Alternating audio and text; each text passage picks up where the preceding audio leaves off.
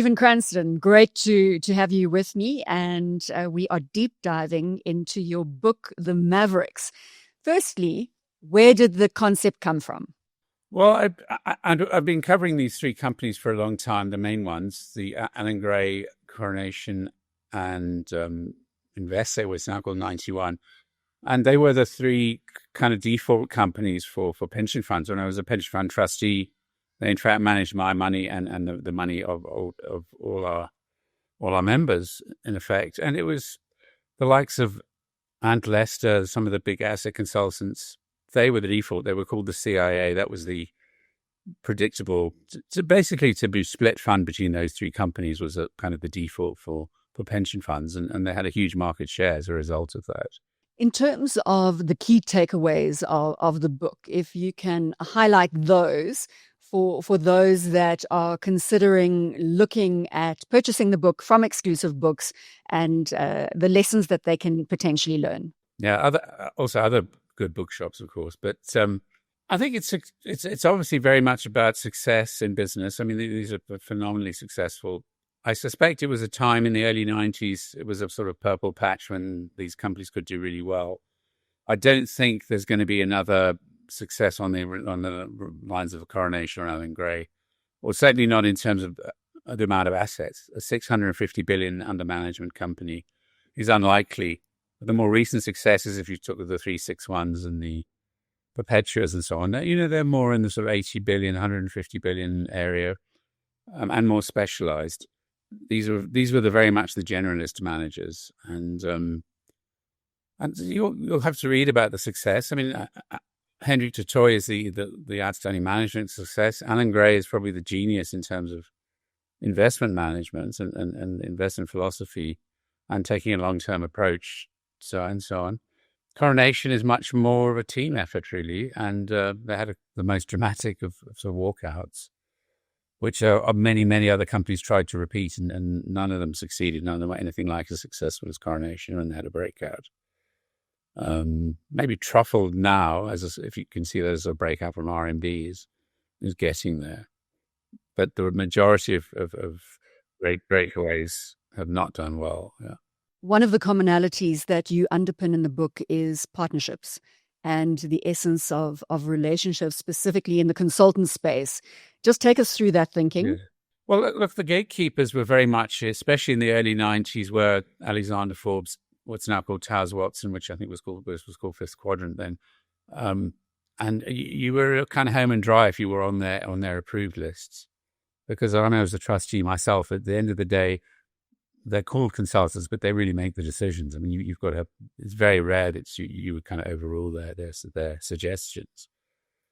So that was, and of course, the life companies who actually held all the assets previously, they were pretty sleepy because they had a lot of captive assets. Obviously, all the life insurance contracts, whether it was Liberty or Old Mutual or Sanlam. And they got sort of fast and complacent, and also there was a lot of internal politics and restructuring, and the CEOs who get promoted and that sort of thing. So it was really the independents that had a huge impact, and they got this massive market share. And it's eroded over time in the last sort of 10 years or so, definitely. I mean, there's no doubt that Coronation is a mature business, for example, and they pay just about all their earnings in dividends. It's like where I mean, NinetyOne has a different model because they're more ambitious. We can maybe go on to that.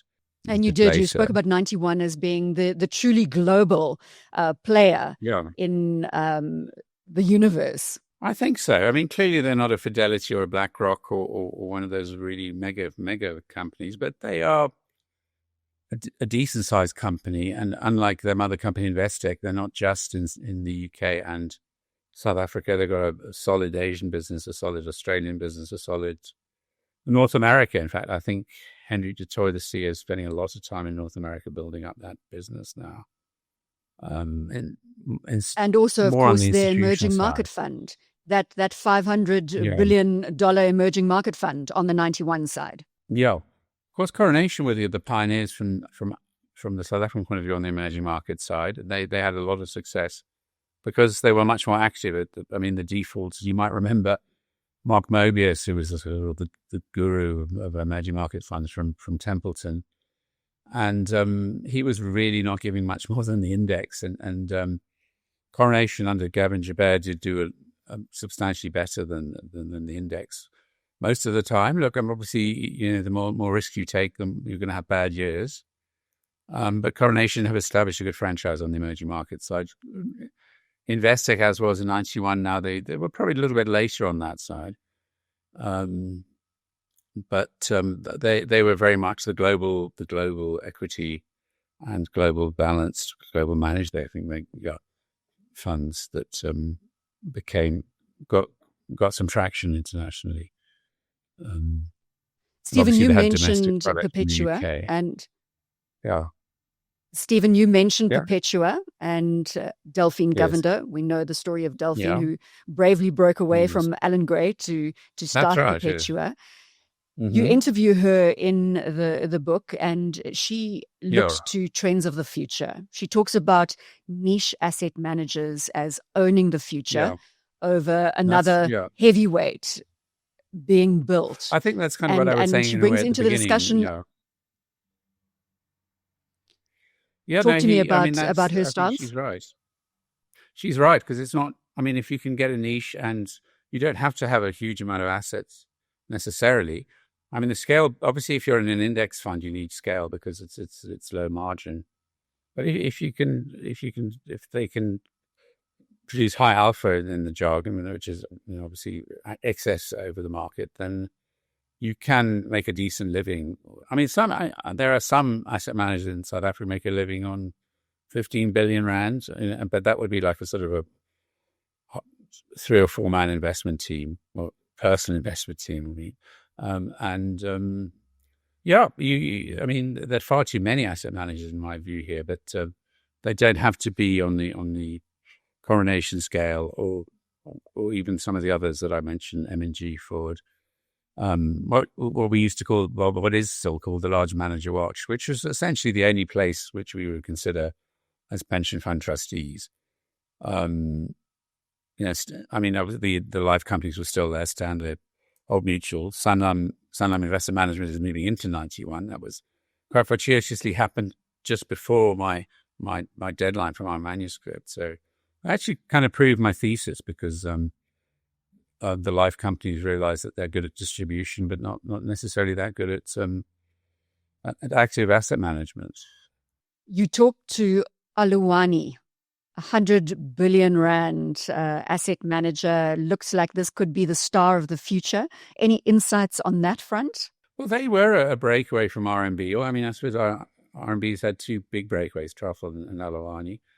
They have a very good niche in the institutional markets in terms of the BE managers. I suppose they must be the largest of the true BE managers now. And they're very good at working the relationships with the big managers, with the big pension funds and so on. And they've now got a relationship now with Franklin Templeton and on the international side, because clearly, if you're a niche company, there's not much point in setting up trying to compete in the global equity space. They concentrate on what they're good at, and they've been a big success, and Momentum sort of gave them the seed capital, and I think they've let them go completely now. They did actually manage some assets from Momentum, but I think that's pretty much wound down completely now. There's another interesting trend you talk to, and that is, of course, that of the 9 top balanced fund managers in the country, they're all headquartered in Cape Town and only one in Johannesburg. Do you see that shift? I think you referred to a shift potentially to Gauteng. There is a shift, partly because the black fund managers, specifically African, not so much coloured in Indian, but they prefer being in Johannesburg. I think even for sort of white outsiders, to Cape Town can be unfriendly and cliquey and so on. And also you're much closer to the markets. For example, Aluwani, they're headquartered next door to the Eskom pension fund, which is the second largest in the country. And they're right there to talk to all the asset owners are in Gauteng. So there's no real logic apart from lifestyle to being based in Cape Town. It's historic because the life offices, Old Mutual and Sanlam, were based there. So I mean, there is a trend. In fact, in terms of actual number of on the BE managers side, I mean, there's actually, I think the majority are here, but not in terms of assets. In fact, funny enough, I mean, Stanley, which is headquarters, has actually got quite a few of their investment staff in Cape Town. I mean, Perpetua, for example, although they're in Cape Town, has one of their very senior asset managers up here because he prefers the lifestyle here, and his family is here. And also, I guess if you've got your spouse is more likely to get a better job in Gauteng than they would in Cape Town, because it's really, I mean, it's fund management and fishing, isn't it? Really, in Cape Town, there's not many other industries that are based there. I mean, there's even the top management of Mutual and Sanlam are largely here now. It's just so really where the investment side from that's here? down You there. mentioned, Stephen, you're writing your second book. Tell me, can you give us a little teaser on that front? Well, that's a fairly simple one to explain. I mean, it's Investec. I mean, I call it Investec proper. It's Bernard Cantor and Stephen Kosef. They finally retired. Well, mind you, okay, it's about 6 years ago, but I mean, they were quite a long time after official retirement age. And I think they're ready to tell their story, which is fantastic. Sadly, some of the big characters at Investec, like Sam Hackner, passed on, Baz Cardle, some of the others. But I think it's a good time to tell the story. I had initially planned to do Discovery, Adrian Gore, but Adrian's just not... he's got too much gas in his tanky. He's not ready to do a book. And I think he's got... I mean, the Discovery Bank has still got to prove itself, and he's got his Vitality Global. So I think it's a good time for... So it's all about Investec, right? The story behind Investec. It's unauthorized. I mean, they're not paying for any of the costs or anything, but it is, I suppose, a friendly book. It's not like a Marcus Joster Steinheist type book. I mean, there are clearly they've lent money to people over the years, like the Kebbles and so on, which they might have regretted, and I will talk about some of the... I mean, they bought a mortgage lender, a couple of weeks before the GFC, which looks pretty dumb. But and they've, in the scheme of things, they've done well.